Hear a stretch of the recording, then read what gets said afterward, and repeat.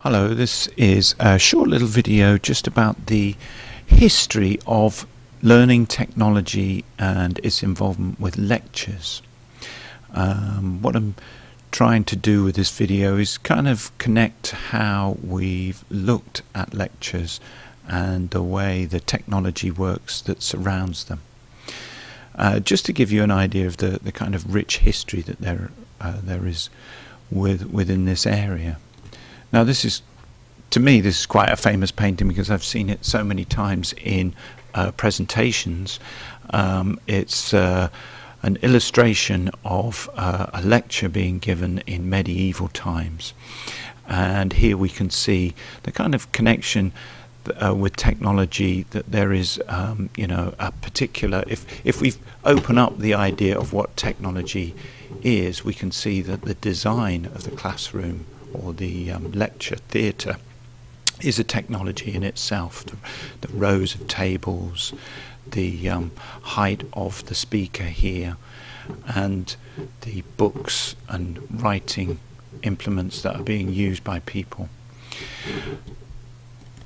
But the most important part of this for me is the fact that the reason why lectures were delivered in this way was because information stored within key books was very difficult to come by. So these scholars here were actually rewriting these texts as the speaker was reading them out, and it was as much a process of copying as it was in just learning and discussing ideas.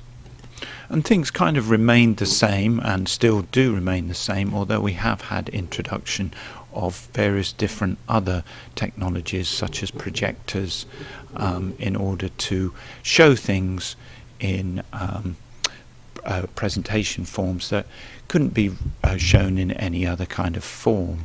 So we can get the view things such as microscopes and slides from distant galaxies and these sorts of things that were starting to be produced in these early stages, and be actually able to discuss these at some kind of level.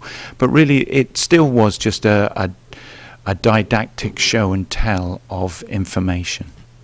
And these technologies have carried on being developed, particularly focused on this process of presentation.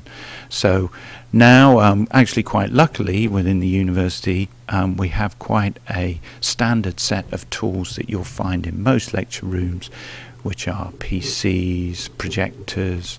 You can bring your own sort of little clicker systems, a lot of use of or availability of visualizers that allow you to show things up on the big screen.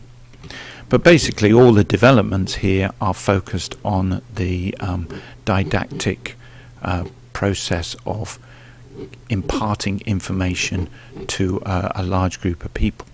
But much more recently there's been the availability of a two-way communication. Even with large groups of people, we've seen the recent introduction of clickers into the university, which have been around for a number of years but have become kind of more developed systems now, more stable systems.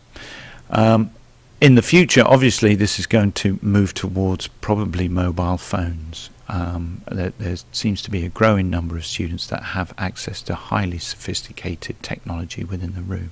And this includes laptops and the tablet type computers that we're seeing more of. So this allows us now the possibility of moving away from this kind of very didactic process, and mostly because actually the amount of information that is available to people is pretty much infinite, and now we can use the time that was spent in just transferring information from a single source to many sources in more active learning, where there's a two-way connection between the speaker and even quite a large group of people.